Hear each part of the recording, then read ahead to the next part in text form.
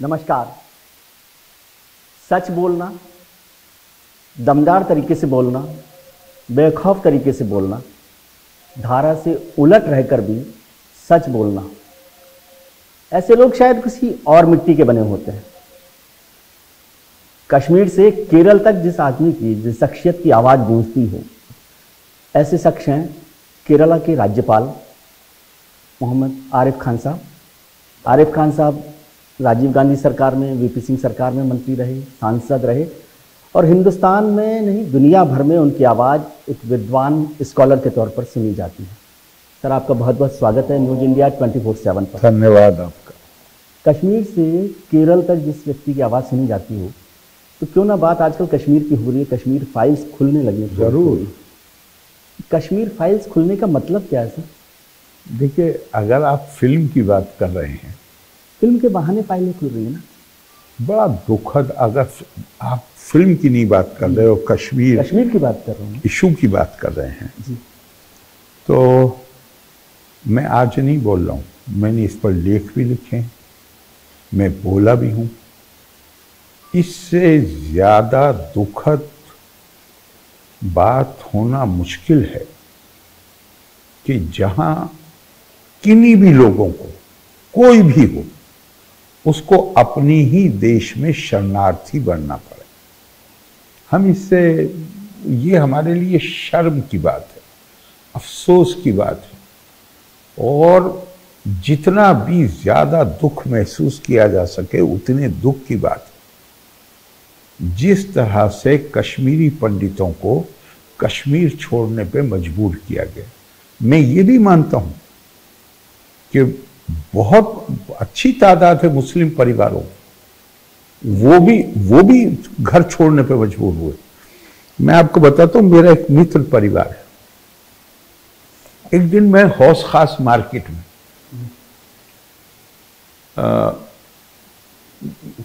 मैं वहीं रहता हूँ, तो गया तो एक वो पूरा परिवार मुझे वहां नजर आया। सलाम दुआ हुई, बातचीत हुई, मैंने पूछा तो पता चला, उन लोगों ने मुझे बताया, और ऐसे लोग हैं वो कि हमारे मित्र जब कश्मीर जाते थे तो हम उनको फोन करते थे और उन्हीं के घर पर रुकते थे। राजबाग काफी बड़ा घर है। अब मैंने उनसे जब पूछा, पता चला कि ये बहुत दिन से हैं यहाँ। मैंने उनसे पूछा कहाँ रह रहे हैं, तो उन्होंने कहा गौतम नगर, जहाँ बहुत छोटे छोटे से फ्लैट। मैंने जिद की और उनको कहा कि खाना घर पे खाइए। वो लोग आए तो उनमें जो बुजुर्ग थे वो अपनी कहानी बताते हुए रो पड़े। उन्होंने कहा कि इसमें जो छुपा हुआ दर्द है उसको देखिएगा। का शुरू में ये आतंकवादी आते थे और हमसे पैसे मांगते थे और हम ये देखते थे कि पुलिस वाले सड़क पर थोड़ी दूर पर खड़े हैं। जब ये हमारे घर के अंदर घुसते थे तो पुलिस वाले दूसरी तरफ मुंह कर लेते थे। तो कहा कुछ दिन तो ये सिलसिला चला कि ये पैसे लेके चले आते थे। फिर इन्होंने खाना मांगना शुरू किया, हम खाना भी खिलाते थे।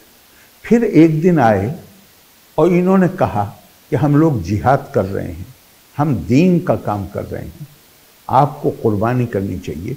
अपनी छोटी बेटी की शादी, एक ही बेटी बची थी उनकी जो शादी नहीं हुई, इसकी शादी हमारे उन्होंने जो कहा हमारे जिहादी से, मैं और आप कहेंगे टेररिस्ट, उससे शादी कर। बोले किसी तरह हमने क्या, भाई शादी इस तरह नहीं होती है, थोड़ा वक्त लगता है, कुछ होता। मना करने की हिम्मत नहीं थी, उनके पास बंदूकें हैं। तो किसी तरह उनसे टाइम गेन किया और वो चले गए। बोले उसी रात हमने फौरन अपना सामान बांधा और सुबह 5 बजे के पहले हम श्रीनगर छोड़ चुके थे। अब हकीकत ये है कि ये जो मुस्लिम वहां पे शिकार बने, ये भी इसीलिए शिकार बने, ये उनके टारगेट नहीं थे, लेकिन ये शिकार बने इसके लिए कि असल में वो एक क्लियर कट उनका मैंडेट था कि वैली को पंडितों से खाली कराना है।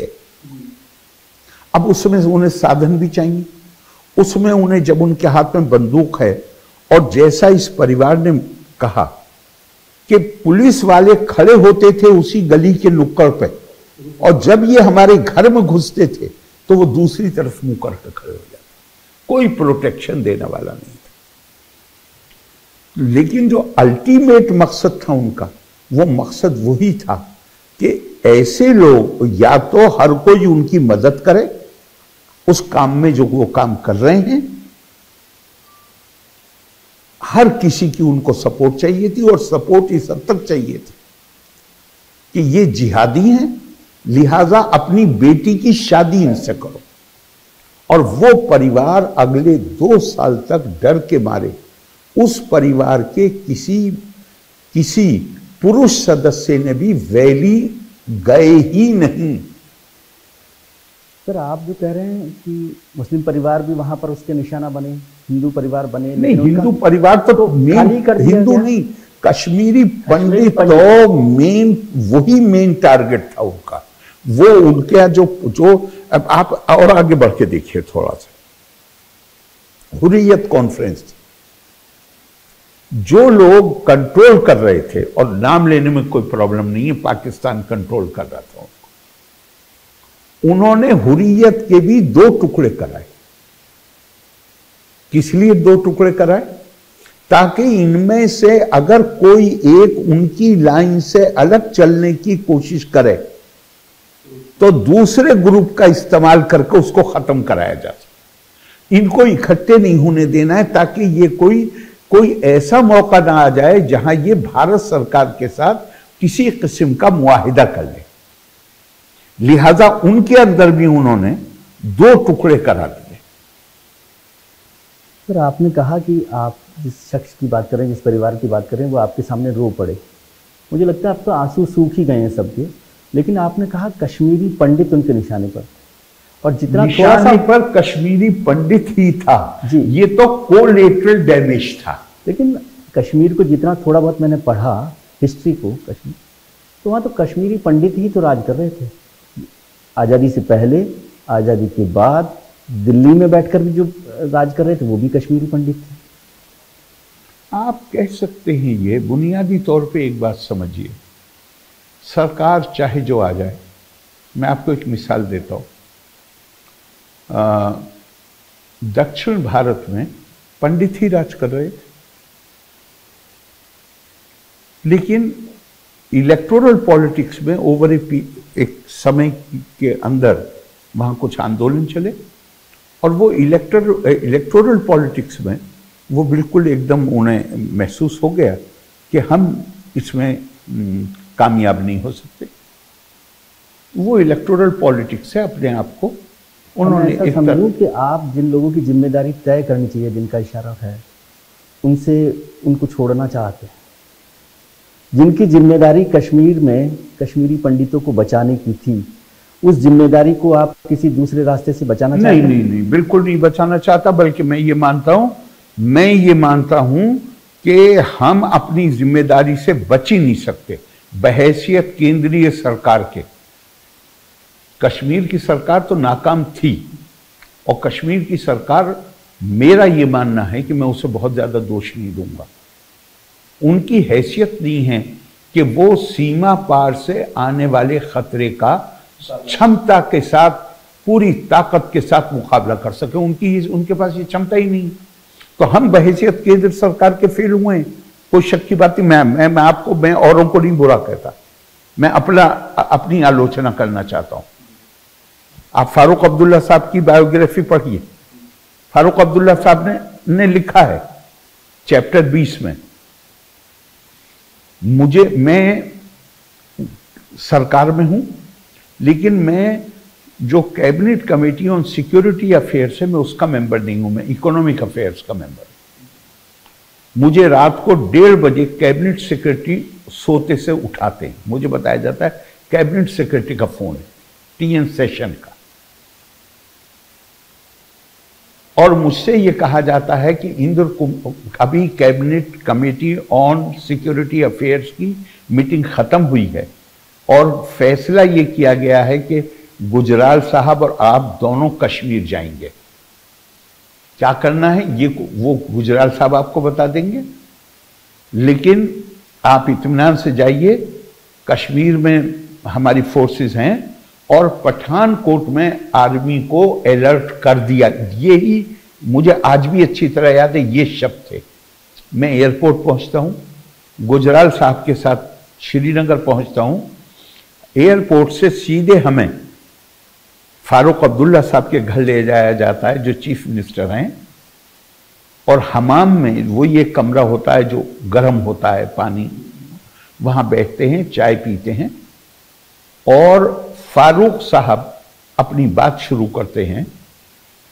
और ये सही है, पहले उनका क्या रोल रहा, बाद को क्या रोल रहा, उस पर मैं कमेंट नहीं करूंगा, लेकिन उस वक्त उन्होंने जो कहा वो ये था कि इन टेररिस्ट को, ये जो रुबैया सईद की किडनैपिंग को लेकर जिन 5 टेररिस्ट को छोड़ने की मांग हो रही है, इनको नहीं छोड़ा जाना चाहिए, इस पर उनका जोर था।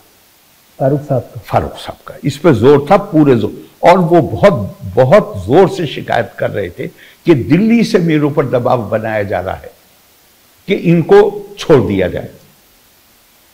और वो बहुत होपफुल थे कि इनके बगैर छोड़े रुबैया सईद की रिहाई पॉसिबल है।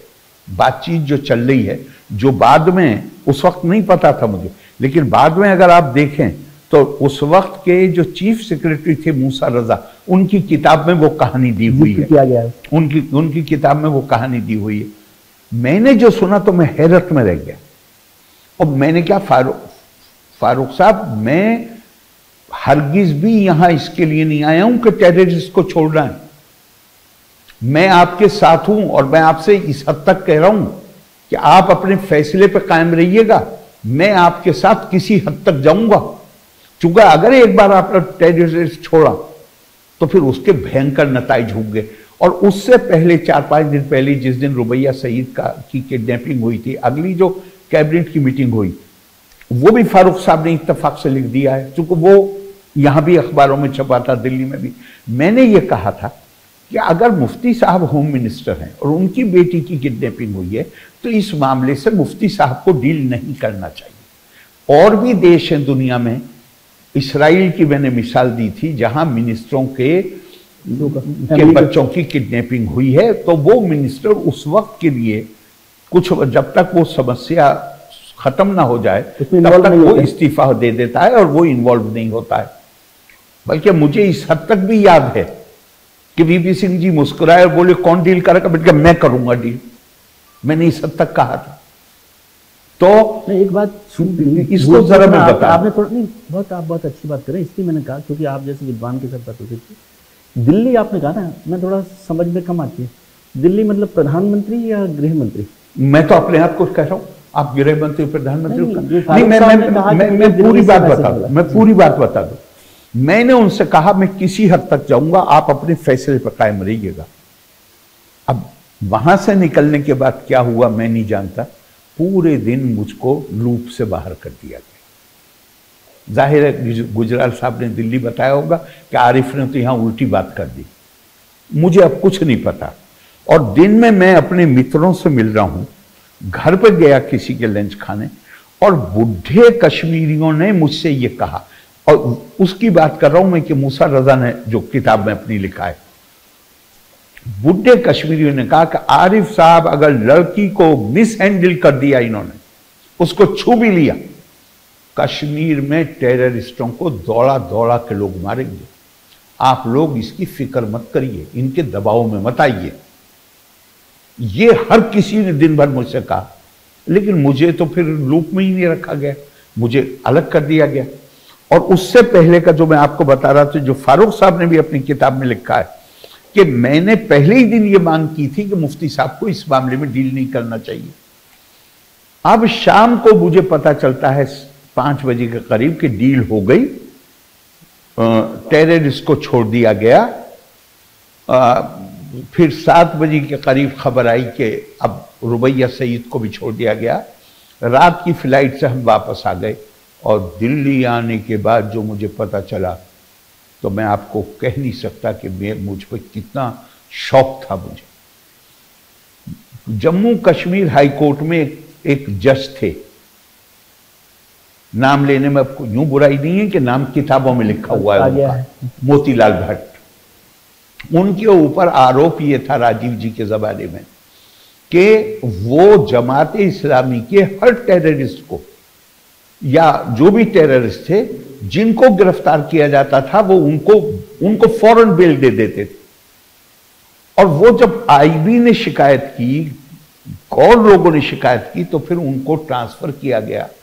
और यहां शायद वो जो आपने एक बात कही थी कि कश्मीरी तो हुकूमत कर ही रहे थे, कहीं वही रोल कहीं प्ले किया कि उनको सजा के तौर पे जम्मू कश्मीर छोटी स्टेट के हाई कोर्ट से इलाहाबाद हाई कोर्ट ट्रांसफर किया गया।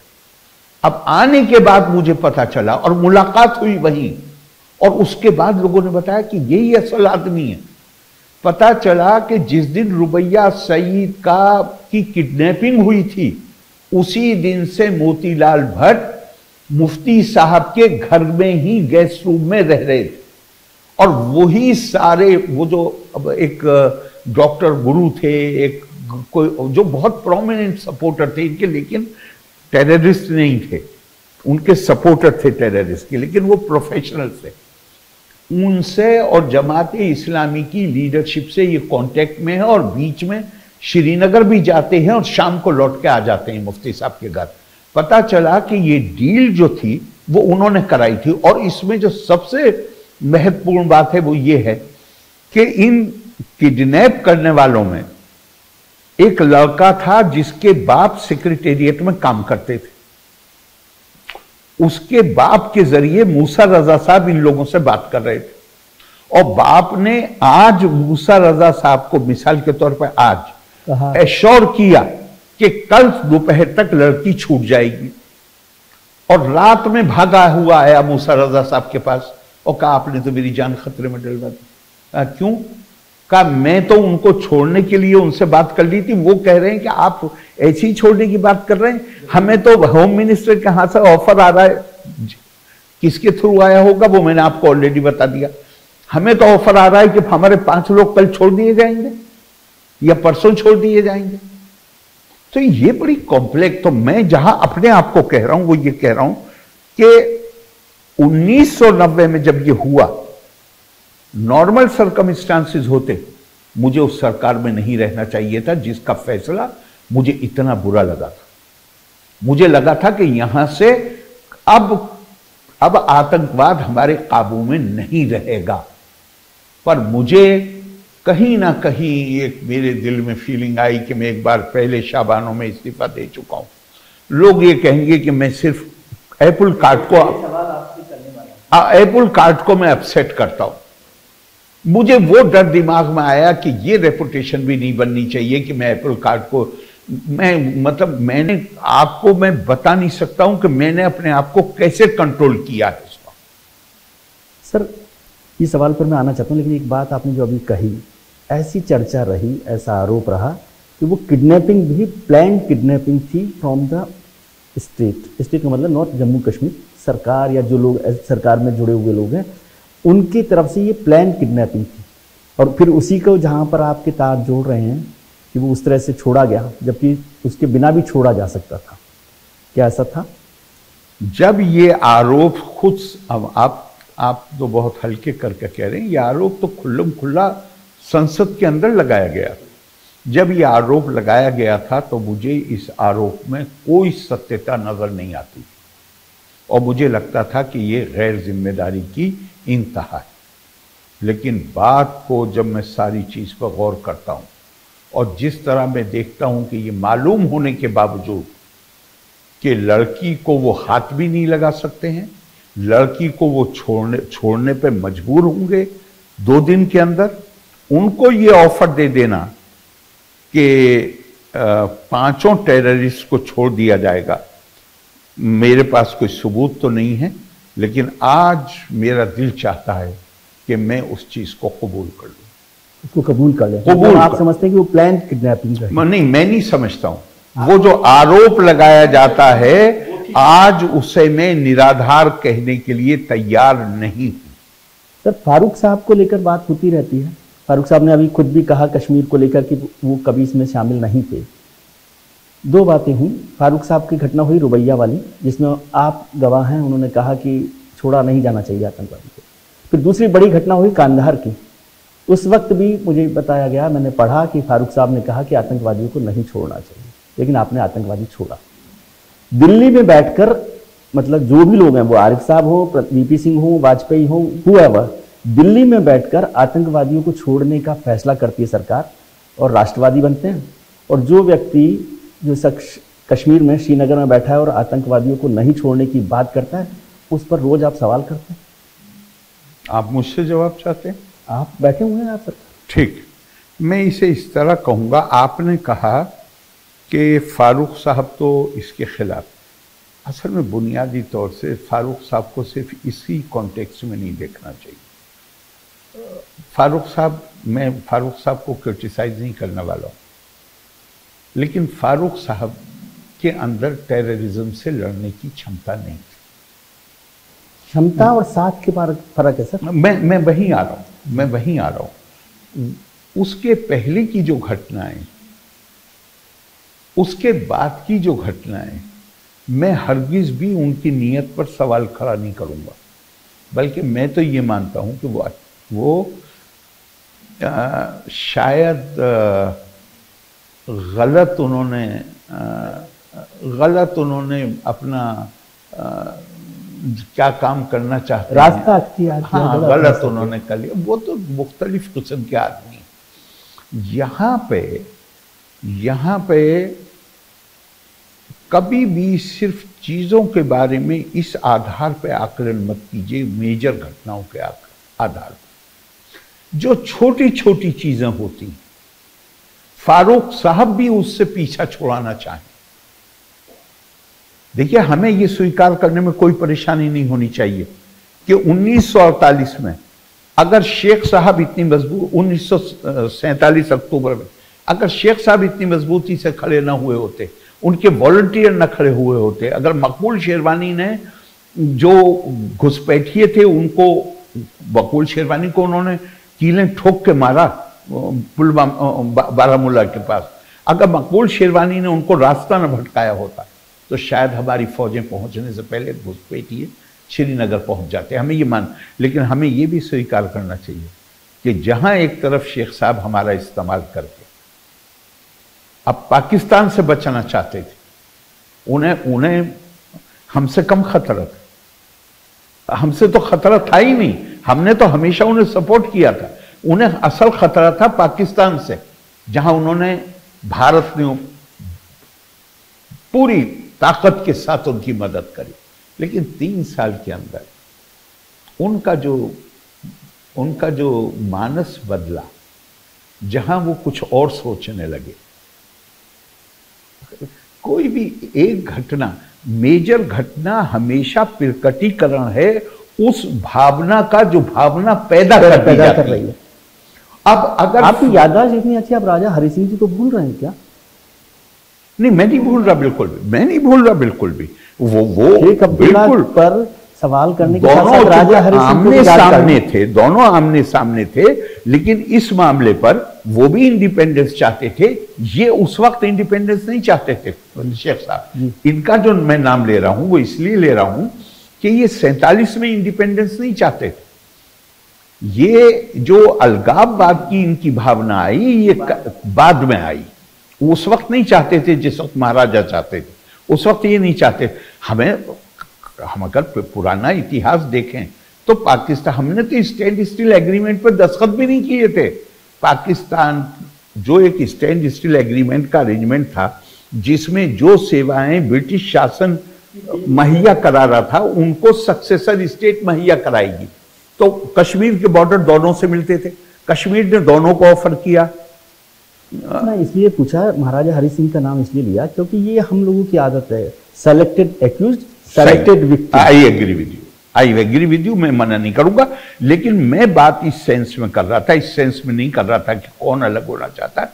मैं इस सेंस में बात कर रहा था कि 47 में अगर शेख अब्दुल्ला को अपनी जान की बाजी लगा के भी लड़ना पड़ता, महाराजा नहीं लड़ते, शेख अब्दुल्ला लड़ते। क्यों? क्योंकि उनका हशर अगर पाकिस्तान में कश्मीर गया होता तो उनका हशर खान अब्दुल गफ्फार खान से ज्यादा बुरा होता। खान अब्दुल गफ्फार खान ने ब्रिटिश जेलों में जितना समय बिताया उससे ज्यादा पाकिस्तान की जेलों में समय बिताया, और फिर ताड़ना सही, इनका हशर उनसे ज्यादा बुरा होता क्योंकि जिन्ना पर्सनली इनसे नाराज थे। तो ये मैंने इसलिए उनका नाम समझ गया, लेकिन 3 साल बाद इनका मानस बदल गया। I do agree on that. बस आगे हम चले, मतलब फारूक साहब की बात आ रही थी क्योंकि शेख अब्दुल्ला पर बहुत सारी बातें हो गई। अभी जो सारी चर्चा हो रही है वो ये है कि सबसे पहले एक्यूज है फारूक अब्दुल्ला सरकार। कश्मीर में जो नरसंहार कहें या पलायन कहें, जो भी आप शब्द इस्तेमाल करें, क्योंकि मैं उस तरह के शब्दों पर जाता नहीं, मुझे आइडेंटिफाई करने की जरूरत नहीं। जो घटना हुई, क्या उसके लिए बहुत स्पेसिफिक सवाल है, क्या फारूक सरकार को जिम्मेदार आप मानते हैं? इसको ये इस तरह से मत डालिए कि जब गए थे तो जगमोहन आए थे, जगमोहन पर भी बात करेंगे, लेकिन वो जैसे आपने कहा कि वो पहले पल रही थी ना, घटनाएं पल रही थी, लंबे समय से पल रही। मेरे नजदीक, जिससे पर मुझे पता नहीं, कुछ लोग पहले से मेरी बहुत बात हुई है लोगों से, कुछ लोग एग्री करते हैं, कुछ लोग एग्री नहीं करते। मेरे नजदीक जिस चीज ने प्रेसिपिटेट किया है क्राइसिस, भावना बहुत लंबे समय से पल रही थी। चूंकि देखिए, पहली बात इसे मत भूलिएगा कि भारत लोकतांत्रिक देश है, कश्मीर उसका एक राज्य है, लेकिन 370 के चलते कश्मीर पे सारे कानून लागू नहीं होते थे। पहले ही इलेक्शन में शेख साहब की पॉपुलैरिटी में कोई संदेह नहीं हो सकता। अगर वो ये कहते कि ये पेन मेरा कैंडिडेट है तो वो भी जीत जाता, लेकिन उनका अहम इतना बड़ा था तो उनका मेरे कैंडिडेट के खिलाफ कोई नॉमिनेशन पेपर फाइल करे। सारे कैंडिडेट बगैर मुकाबले के जीते थे पहले इलेक्शन में, ये मत भूलिएगा। वैली में किसी को भी हर किसी का नॉमिनेशन पेपर रिजेक्ट कर दिया गया। तो अब अगर मानिए 370 नहीं होता तो जिस कैंडिडेट का गलत तरीके से नॉमिनेशन पे जीतता नहीं वो इलेक्शन, ये बात भी पक्की है, लेकिन इलेक्शन तो लड़ता, कम से कम लोकतंत्र की जो प्रक्रिया है वो तो मजबूत होती। वो इलेक्शन कमीशन के पास आ सकता था शिकायत करने की। 370 उसको इसकी इजाजत नहीं देती। वो फैसला अकेले फारूक अब्दुल्ला सरकार का था? नहीं, फारूक का नहीं था ये फैसला, ये था पहले इलेक्शन की बात मैं कर रहा हूं, जब शेख साहब थे। फारूक अब्दुल्ला उतने पॉपुलर कभी नहीं रहे जितने शेख साहब पॉपुलर थे। अब इसके बाद जब थोड़ा अलगाववाद शुरू हुआ और शेख साहब को गिरफ्तार करना पड़ा सरकार को, उसके बाद चूंकि वो बहुत पॉपुलर थे, तो अब जो सरकारें आई, इलेक्शन में धांधली की बुनियाद शेख साहब डाल गए थे। आने वाली सरकारों ने इलेक्शन धांधली से जीते, ये स्वीकार करने में हमें परेशानी नहीं होनी चाहिए। पहला इलेक्शन दिल्ली के लिए आप सॉफ्ट रहते हैं? दिल्ली के लिए आप सॉफ्ट हैं? नहीं, दिल्ली जिम्मेदार है, दिल्ली जिम्मेदार है। मैं तो अगला जुमला वही बोल रहा हूं कि मुरारजी भाई जो इतने पॉपुलर हुए वैली में, उसका क्या कारण था? उसका एक ही कारण था, जीते शेख साहब सन 77 में, लेकिन पॉपुलर मुरारजी भाई हुए। क्यों हुए मुरारजी भाई पॉपुलर? वो पहली सरकार थी जिसने कश्मीर के अंदर बिना धांधली के इलेक्शन सुनिश्चित कराए। फिर दूसरी सरकार आई जिसको बहुत लोगों ने सराहा, जब अटल जी के जमाने में इलेक्शन हुए उसको बहुत सराहा गया। उसके बीच का एक उसका बीच का जो पीरियड है, वही मेरा ये मानना है असल संकट वहीं आया। वो संकट क्या था कि नेशनल कॉन्फ्रेंस रूलिंग पार्टी बनती थी हर इलेक्शन में, कांग्रेस अपोजिशन पार्टी बनती थी। अब 88-89 में फारूक अब्दुल्ला साहब के मुताबिक उनको मजबूर किया गया कि मेजॉरिटी तो ले लोगे लेकिन सरकार नहीं चला पाओगे, अगर सरकार चलानी है तो हमारे साथ गठबंधन करो। मुझे अच्छी तरह याद है कि मैंने फारूक साहब को, मेरी मुलाकात सेंट्रल हॉल में हुई, मैंने कहा आप क्या कर रहे हैं? लोकतंत्र में सरकार जितनी इंपॉर्टेंट होती है, विपक्ष भी उतना ही इंपॉर्टेंट होता है। अब आप दोनों इकट्ठे हो जाएंगे तो इस विपक्ष की जगह को कोई फिल करेगा या नहीं करेगा, और वही हुआ। और वहीं से ही जो ये उग्र आतंकवाद है, डिससेटिस्फैक्शन शेख साहब की गिरफ्तारी के बाद से चलता रहा, ये बात हम मानने को तैयार। वो डिससेटिस्फैक्शन था, लेकिन उग्र आतंकवाद जो शुरू हुआ वो तब हुआ जब नेशनल कॉन्फ्रेंस और कांग्रेस ने अलायंस करके अपोजिशन का स्पेस खाली छोड़ दिया, और उस अपोजिशन के स्पेस को ये जो वहां पे फ्रिंज ग्रुप थे, इन्होंने एक MUF बना के और इन्होंने इलेक्शन लड़ा और बहुत अच्छे वोट लिए, और आरोप ये है कि उनको हराया गया, उनमें से एक अच्छी तादाद को। वहां से उग्र आतंकवाद शुरू होता है। इसीलिए मैं उसे बीच के पीरियड को इसीलिए छोड़ रहा था कि 2 इलेक्शन जिनको बहुत पॉपुलैरिटी मिली, वो कौन इलेक्शन थे? वो दिल्ली की सरकार की मर्जी की सरकार नहीं जीती, उसमें नहीं जीती, लेकिन इसके बावजूद उनको पॉपुलैरिटी मिली। क्यों? क्योंकि कश्मीरियों ने कहा पहली बार हमने जिसे वोट दिया उसको इलेक्टेड डिक्लेयर किया गया।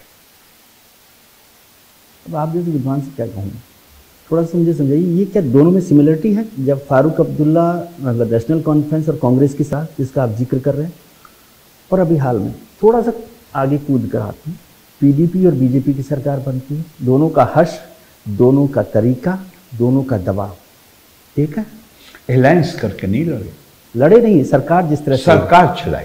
देखिए, सरकार चलाने में तो जब आपको, मेरा ये मानना है, मैं डिफेंड नहीं करूंगा, मेरा काम नहीं है कि मैं BJP को डिफेंड करूं, लेकिन या किसी भी पॉलिटिकल पार्टी को डिफेंड करूं, लेकिन मैं एक बात ये मानता हूं कि आप इलेक्शन में गए, आपको किसी को मेजॉरिटी नहीं मिली। अब आपकी एक संवैधानिक जिम्मेदारी ये है कि आपके बीच में समान विचार नहीं है, वो तो स्पष्ट है, चूंकि आप अलग अलग इलेक्शन लड़े।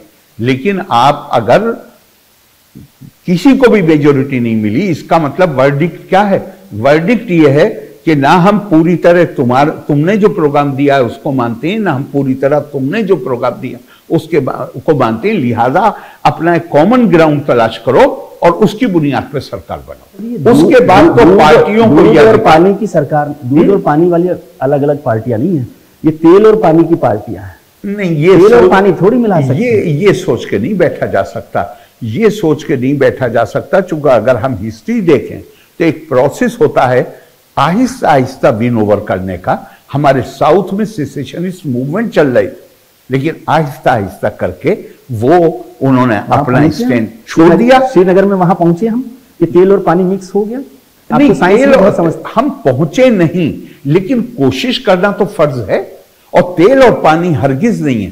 तेल और पानी हरगिज इसलिए नहीं है कि बहुत सारी समस्याएं बाद में पैदा हुई हैं। हम अगर ये सोचें कि हमने क्या तरीका अपनाया था, अन्ना दुराई जी की जो स्पीचेस थी राज्यसभा में, हमने मुकदमा नहीं चलाया उनके खिलाफ, उनका दिल जीतने की कोशिश करी और आखिरकार दिल जीतने में कामयाब हुए। इस हद तक कामयाब हुए कि हमने जब सेसेशनिज्म का एंटी सेसेशन कानून बनाया तो DMK ने स्वीकार कर लिया, ADMK ने स्वीकार कर लिया। तो ये कोशिश तो कभी बंद नहीं करनी चाहिए। आज की तारीख में भी मैं आपको कहता हूं, केंद्रीय सरकार को मुझसे अगर मशवरा, अब्दुल्ला साहब को जेल में अगर शेख अब्दुल्ला साहब के साथ सरकार बनाते, हम ये बताते हैं, उसमें मेरी खुद राय ये थी जब VP सिंह जी की सरकार थी, एक मैसेज दीजिए, देश की एकता और अखंडता पे कोई कंप्रोमाइज नहीं हो सकता, लेकिन शॉर्ट ऑफ दैट हम हर चीज के लिए तैयार हैं। सरकार वो चलाएगा जिसको आप वोट देंगे, लेकिन देश की एकता और अखंडता पे हम, बाकी तो सारी चीजों पे लोकतंत्र है और उसमें एक डिस्कॉर्डेंट एलिमेंट भी हैं जो बेसिक चीज पे भी सवाल उठा रहे हैं, वो छोटे हैं। इसलिए हमें अपने ऊपर ये इतना आत्मविश्वास होना चाहिए कि आज नहीं तो कल नहीं तो परसों हम इनका मन बदलने में कामयाब हो जाएंगे। सर देखिए, आरिफ मोहम्मद खान साहब जो है ना, बहुत विद्वान लोग हैं, तो वो पूरी हिस्ट्री, पूरी मैथमेटिक्स, पूरी ज्योग्राफी, केमिस्ट्री समझाते। मेरा जैसा आदमी थोड़ा सा कमज़ोर पढ़ा लिखा है तो वो समझता नहीं, तो मैं तो स्पेसिफिक्स पे चलता हूँ। तो मेरे को ये शक्ल अच्छी लगती है, ये शक्ल नहीं अच्छी लगती, ऐसा है। अब आप उसका पूरा वो कर सकते हैं। स्पेसिफिक्स पर अगर हम आएँ तो खान साहब मेरे सामने बैठे हुए हैं, मैं खान साहब पर बात करता हूँ। राजीव गांधी सरकार में आरिफ खान साहब मंत्री, वीपी सिंह सरकार में खान साहब मंत्री, दोनों सरकारों में मंत्री। उसी दौरान कश्मीर की सारी घटनाओं का डेवलपमेंट हो रहा है, पलायन हो रहा है, नरसंहार हो रहा है, जो भी है। फिर आपने जिस बात का जिक्र किया कि शाहबानो केस में आरिफ साहब इस्तीफा दे देते हैं सरकार से, लेकिन कश्मीरी हिंदुओं का नरसंहार होता है तो आरिफ साहब इस्तीफा नहीं देते हैं। क्या तय किया आपने? नहीं, ये फैक्ट्स पर मैं बात कर रहा हूँ।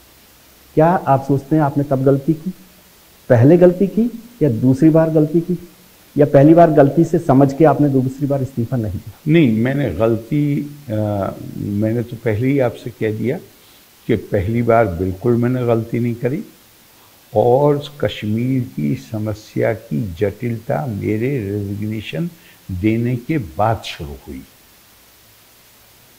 86 में जटिलता नहीं थी। मैं उसको कनेक्ट दूसरे मामले से कर रहा हूं। 86 में जटिलता नहीं, उस समय नहीं थी, उसके बाद शुरू हुई। लेकिन ये सही है जो बात की बात आप कह रहे हैं कि चूंकि मैं इस पर बोला भी बहुत, और इत्तेफाक ऐसे कि चूंकि मैं बोलता था तो कश्मीरी पंडितों की जो एसोसिएशंस हैं वो मुझे बुलाती भी बहुत थी, फिर मैं वहाँ भी जाकर बोलता था।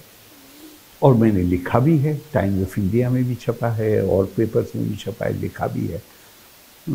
अगर मैं ये कहूँ तो शायद अतिशोक्ति नहीं होगी कि मैं नाम अब इसलिए नहीं लेना चाहता हूँ कि उसमें जो मेजर लोग थे वो अब इस दुनिया में नहीं रहे, तो इसलिए मैं नाम नहीं लेना। मैंने उनसे घर पे मीटिंग करी और मैंने उनसे ये कहा कि कश्मीरी पंडितों का जो पलायन, इसको इशू बनाइए।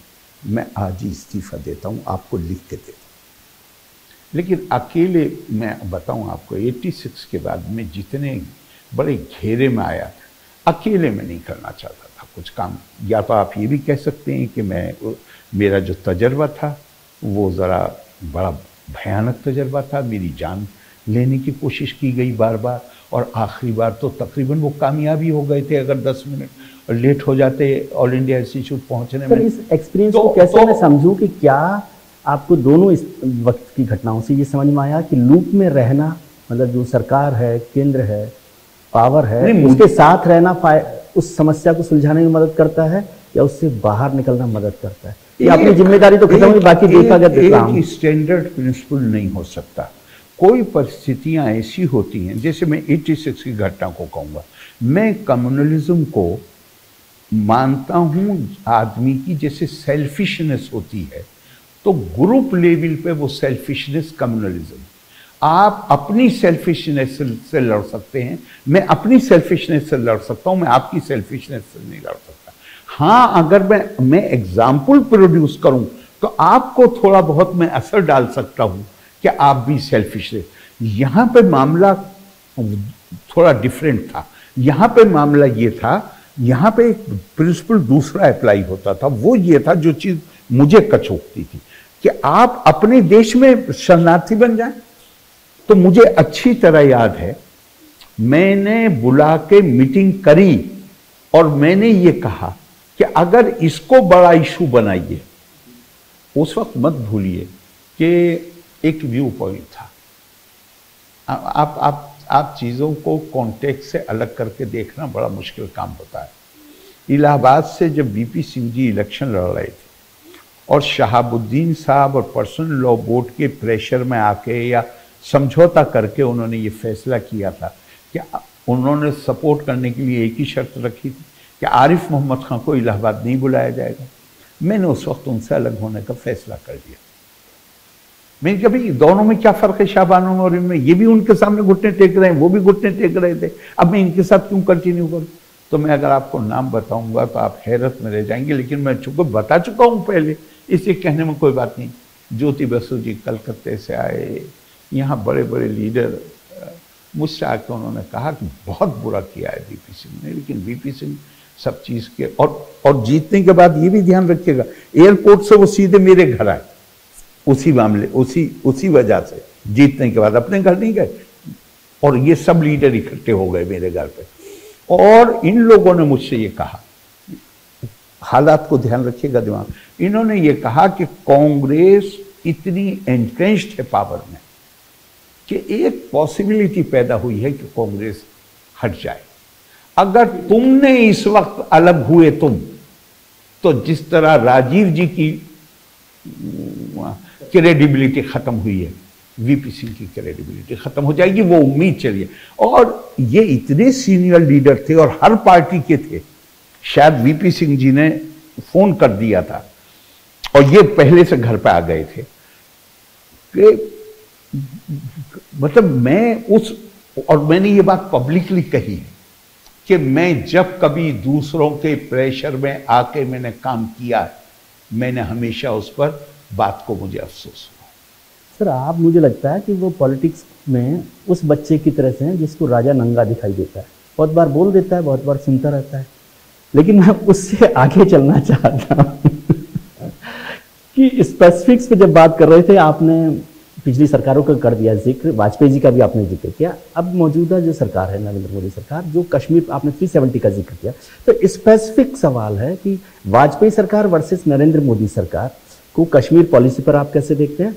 और क्या आपने बहुत जिक्र कर दिया कि 370 नहीं था तो बहुत गड़बड़ हो गई, आग लग गई कश्मीर में। अब तो 370 का पानी का पूरा तालाब भर गया कश्मीर में 3 साल में, झेलम पूरी भरी हुई है 370 से, बुझ गई आग। एक तो मैं पहली बात तो ये कहूँगा कि किन्हीं भी दो और तुलना जो हम करते हैं पॉलिसी के लिए कर रहा हूँ मैं, व्यक्ति की बात नहीं। आपने दो व्यक्तियों के नाम लिए, तुलना कभी करनी नहीं चाहिए। Comparison is always ओडियस। लेकिन कश्मीर पॉलिसी मैं वहीं आ रहा हूँ। अटल जी का एक तरीका था, इंदिरा जी का एक तरीका था, पंडित जी का एक तरीका था, आज जो प्रधानमंत्री हूं उनका एक तरीका है। अपना हर एक का एक इंडिविजुअल स्टैम्प होती है। अटल जी मानिए, अटल जी को छोड़िए, अब आप 370 की बात कर रहे हैं, जो मैं पिछले कम से कम 15-20 साल से बोल रहा हूं कि आर्टिकल 370 कश्मीर के पॉलिटिकल इस्टेब्लिशमेंट को एम्पावर करता है, कश्मीर की जनता को डिसएम्पावर करता है। अगर 370 ना होता तो एक आम कश्मीरी पूछ सकता था सवाल कि पूरे देश में 1000 रुपए का एक्सपेंडिचर है, कश्मीर में 6000 रुपए का प्लान एक्सपेंडिचर है, तो फिर कहां गया वो पैसा? वो उसका जब नॉमिनेशन पेपर रिजेक्ट किया जाता था तो वो उसको क्वेश्चन कर सकता था, लेकिन 370 के चलते नहीं कर पाया। दूसरी तरफ 370 का जो सबसे बड़ा नुकसान हुआ है कि पाकिस्तान और प्रो पाकिस्तान फोर्सेस वैली के अंदर ये इंप्रेशन क्रिएट करने में कामयाब हो गई थी कि 370 अपने आप में इसका सबूत है कि भारत के साथ कश्मीर का विलय जो है वो अस्थाई है।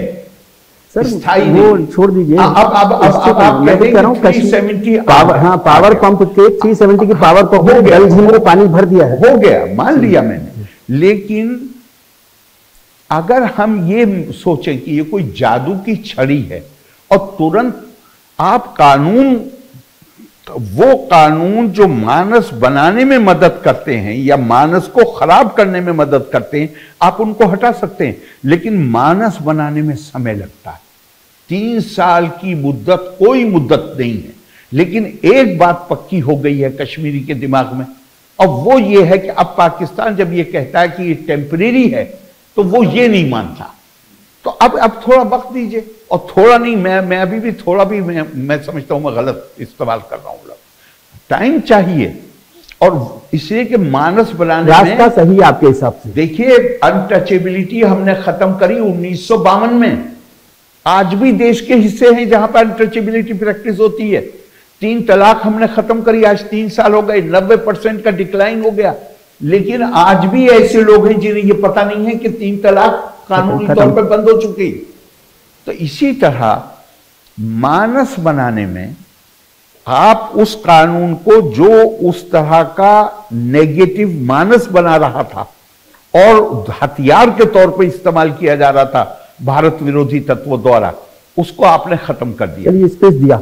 मैं पूछता हूं इससे अगली बात कि 370 का जो आरिफ साहब कह रहे हैं उस बात को मान लेता हूं, 10-20-50 साल यदि मैं जिंदा रहा तो देखिए, नहीं 50 साल नहीं, मालिक 10-20 साल बहुत पहले, ठीक है। लेकिन क्या कश्मीरी बहुत इंटेलिजेंट लोग हैं, कश्मीर में उनकी कमी नहीं है, जो अच्छी तरह उनकी अकल उन्हें बताती है कि उनका वो भारत माता की जय नहीं जानते थे, लेकिन नंबर बहुत बड़ा नंबर है जिन्होंने आज़ाद हिंदुस्तान कह के अपनी जान दी है। उनकी कोई कमी नहीं है कश्मीर में। लेकिन जब भारत सरकार का होम सेक्रेटरी चश्मे शाही में बैठ के और उस आदमी से मुलाकात करेगा ऑफिशियली, जो चेहरे पे कपड़ा डाल के आएगा और उसके बारे में ये मालूम है कि वो कह चुका है कि मैं इतने लोगों को अपने हाथ से मार चुका हूं, तो फिर वो लोग डर गए। जब भारत का प्रधानमंत्री ये कहेगा कि जहां तक उन लोगों से बहुत सारे लोगों ने मुलाकात की सर, छोड़िए अब फिर हम गड़े मुर्दे उखाड़े, फिर आप मैं कहूंगा फिर बहुत सारे नाम आएंगे। नहीं वो और आप सारे नाम जानते हैं, मैं नाम किसी का नहीं लेना चाहता, इसलिए मैं दूसरी बात कर रहा हूं, हम उससे आगे चल रहे हैं, वहां चले गए कश्मीर में आगे खराब करने में हमारा एक रोल था। आज 370 खत्म हो जाने के बाद वो संभावना खत्म हो गई। अब उससे आगे हम चलें जहां से हमने शुरू की बात, क्या यहाँ जहां पहुंचे हैं श्रीनगर के चौक पर खड़े हुए, एयरपोर्ट से उतर गए, तो क्या कश्मीरी विस्थापित जो पंडित हैं जिनका आप जिक्र कर रहे थे, उनके वापस जाने का रास्ता खुला दिखाई दे रहा है आपको? मुझे अब तो सब आपने अपने मन का कर लिया। मैं मानता हूं कि जब तक हम उनके अंदर सुरक्षा का भाव पैदा नहीं करेंगे तब तक उनका रास्ता खुला हुआ नहीं है। मैंने तो एक मौके पे ये तक कहा था और आज भी दोहरा रहा हूं, चूंकि मुझे लगता है वो रेलिवेंट है। यहीं पर ही एक मीटिंग थी, ये कोई 10-12 साल पहले की बात। मैं इसके लिए तैयार हूं कि मैं कश्मीरी पंडितों के एक ग्रुप के साथ श्रीनगर जाकर उनके मोहल्ले में रहूंगा और मारने लोग आएंगे तो मैं कहूंगा कि पहले मुझे मारो। Would you like to lead? मैंने तो अब आज मैं कर सकता हूं। Have you spoken to Prime Minister? No, मैंने अभी नहीं ये बात की। मैंने तो आपको सर इतना बड़ा मुद्दा है और इतना बड़ा शख्स मेरे सामने खड़ा है, मेरी चिंता आपको एक मिसाल दी। मैं तो आरिफ खान साहब की शहादत पर भी कश्मीरी पंडितों के लिए तैयार।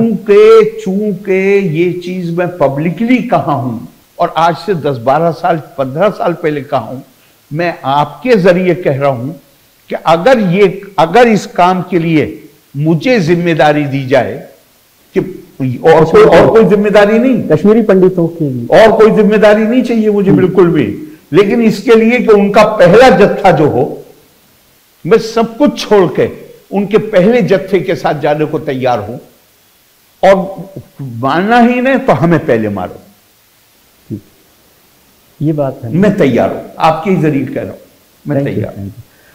अब छोटे छोटे से मुद्दे रह गए क्योंकि बहुत सारी बातें हो गई, टाइम भी आपका मैंने ज्यादा ले लिया। 3 तलाक का आपने जिक्र किया, लेकिन उससे पहले एक अभी फिर नई कंट्रोवर्सी आई थी हिजाब की। आपको लगता है कि हिजाब की कंट्रोवर्सी मुस्लिम लड़कियों को पीछे धकेलने की कोई एक्सरसाइज है, या फिर जिसको हम धर्म की और अभिव्यक्ति की आज़ादी कहते हैं उसका मसला है? नहीं, मैं बार बार कह चुका, ये कोई विवाद नहीं था, ये कॉन्स्पिरेसी है। 13वीं सदी से हिंदुस्तान की मुस्लिम महिला 3 तलाक की तलवार उसके सिर पर लटकी रहती। अभी 3 साल पहले उसके सर से वो बोझ हटा, वो नई फिजा में सांस ले रही। लेकिन इस बोझ के हटने से पहले ही आप देहातों में जाइए, देखिए किस तरह उन घरों की बच्चियां जहां 12-13 साल की उम्र के बाद उनको बाहर नहीं जाने दिया जाता, आज 7, 8, 10 किलोमीटर साइकिल चला के कॉलेज अटेंड करने जाती हैं और लड़कों के मुकाबले में उनकी जो परफॉर्मेंस है वो बेहतर है, अच्छे नंबर हासिल कर रहे हैं। इससे एक खास मानस है वो परेशान। अब ये कोशिश ये थी कि रिलीजन के नाम पे बरगला के, और ये साजिश थी, उनके दिमाग में ये बिठा दिया जाए कि हम तो ए सेंस ऑफ विक्टिमहुड, कि हमारा ऐसी कम्युनिटी से ताल्लुक है जिनके ऊपर जुल्म हो रहा है, लिहाजा हमें अपनी आइडेंटिटी फ्लॉन्ट करना चाहिए। मैंने मोटे मोटे 2-3 सवाल पूछे और मुझे सबसे ज़्यादा हैरत होती है मुझे सो कॉल्ड प्रोग्रेसिव्स और लिबरल्स पर, और मैंने उनसे ही पूछे, मैं कहा आप अपने चैनल में एक महिला को जो वेल पहने हुए है उसे न्यूज़ प्रेजेंटर के तौर पर लेंगे? एक लड़की है, अभी मानिए अभी 2018 में या 17 में वो IPS में आई है, बस मैं यही इसी पे ही रुकूंगा, इससे ज्यादा नहीं इस बारे में कहूंगा। आइए, वो जिले में उसकी जिम्मेदारी क्या है? अपराधियों को और अपराध को कंट्रोल करना। वो वेल पहन के कंट्रोल करेगी। अगर आप इनका आर्गुमेंट, इनकी दलील मान लीजिए, तो या तो वो रिजाइन करे या वो इस एहसास से गुनाह के साथ जिंदा रहे कि अब वो अपने परिवार की वजह से इस्तीफा नहीं दे सकती, अपने बच्चों की वजह से इस्तीफा नहीं दे सकती, तो वो इस एहसास से गुनाह के साथ पाप में कर रही हूं क्योंकि मैं अपने धर्म की जो चीज लाजमी है, आवश्यक है, उस पर अमल नहीं कर रही, वो इसके साथ जिंदा रहने पर मजबूर हो। ये सिर्फ मुस्लिम लड़कियों के कैरियर प्रोस्पेक्ट्स को लिमिट करने की साजिश थी ताकि लंबे, जब उनके कैरियरों की अपॉर्चुनिटी खत्म हो जाएगी तो उनकी रुचि शिक्षा में खत्म हो जाएगी और शिक्षा में रुचि खत्म हो जाएगी, डिसएम्पावर हो जाएंगे, बस फिर उन्हें फिर कंट्रोल कर रही है बगैर 3 तलाक। ठीक, रिलीजन माइनॉरिटी में बहुत सारी डिबेट हुई है। एक आप जैसे गवर्नर जो जिनको विद्वान माना जाता है जो डिबेट करते हैं, लेकिन आजकल गवर्नर साहब जो है ना बहुत हंगामा कर रहे हैं दिल्ली में।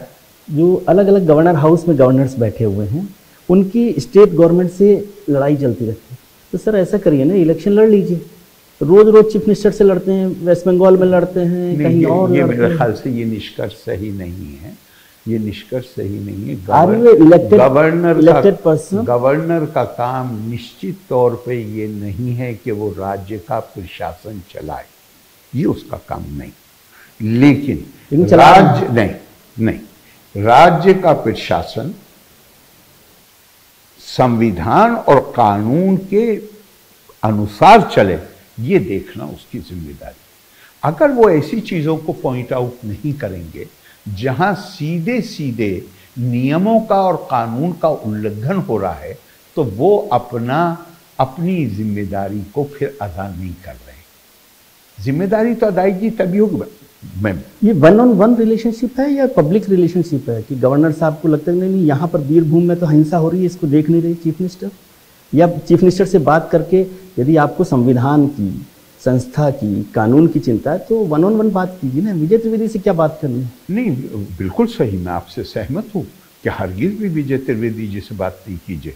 लेकिन अब मुझे तो नहीं पता वहाँ कहाँ क्या परिस्थितियाँ हैं, वहाँ क्या परिस्थितियाँ हैं वो मुझे नहीं पता है।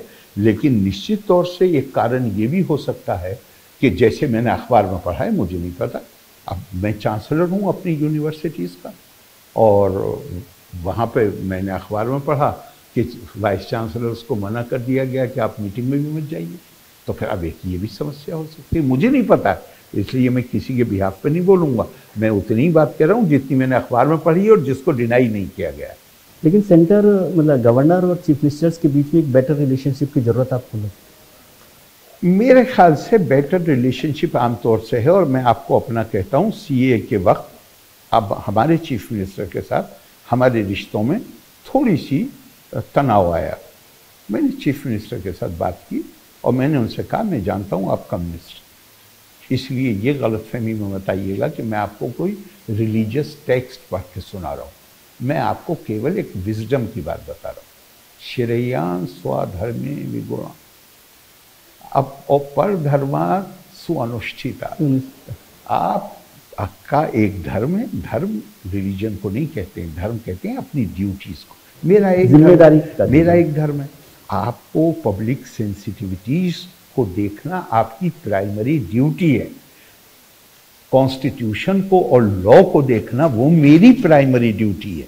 आप अपना काम किए जाइए, मैं अपना काम करूंगा जहां मुझे नजर आएगा। लेकिन इसका मतलब ये नहीं है कि मेरे दिल में आपके लिए कोई अनादर है या मैं आपकी किसी बात को दरकिनार करना, हरगिज ये मत समझिए। और मैं इस हद तक मैंने कहा उनसे, अगर आप पब्लिकली मुझे आलोचना भी करना चाहें, मैं कभी ये नहीं मानूंगा कि आप मेरी निजी आलोचना करें। कभी उन्होंने नहीं की, ये और मैं कह दूं, कभी नहीं की, बल्कि उल्टा हुआ मैंने सुना है कि उनके दफ्तर में जब उन्होंने ये बात बताई कि मैंने इस हद तक कहा है, तो लोगों ने उनसे कहा ऐसी गलती करिएगा भी मत कभी के ये काम करिए। और हमारे सीए के वक्त डेफिनेटली हमारे रिश्तों में, चूँकि मुझे अच्छा नहीं लगा था कि केरला असेंबली ये विषय केवल केंद्र सरकार का है, केरला असेंबली इसमें कर रही है या केरला सरकार सुप्रीम कोर्ट में आ रही है, मुझे अच्छा नहीं लगा। लेकिन मैंने उसका जवाब क्या दिया, ये नहीं कहा कि आप गलत, मैंने कहा कि आप अपना धर्म निभाइए, मैं अपना धर्म निभाऊँ, और एक दूसरे के प्रति वहाँ पे अगर राय में हमारी अलग अलग है तो इसका मतलब ये नहीं कि हमें एक दूसरे के प्रति आदर में कोई कमी आने वाली, कोई कमी नहीं आने वाली। And I think I can say with great pride, बहुत मैं मतलब खुशी के साथ ये बात कह सकता हूँ कि मेरे रिश्ते, हमारे चीफ मिनिस्टर के और हमारे रिश्ते बहुत ही मधुर रिश्ते। चलिए सर, बहुत बहुत शुक्रिया आपका, आपका बहुत वक्त लिया, आपने धर्म को अलग तरीके से व्याख्या की है, लेकिन मेरे को आजकल धर्म शब्द का चर्चा करने से डर लगता है आपको, मगर मैंने जिस तरह की उस तरह से मैं नहीं कर पाते। बहुत बहुत शुक्रिया आपका, आपने हमारे वक्त दिया न्यूज़ इंडिया के लिए। बहुत बहुत धन्यवाद। Thank you.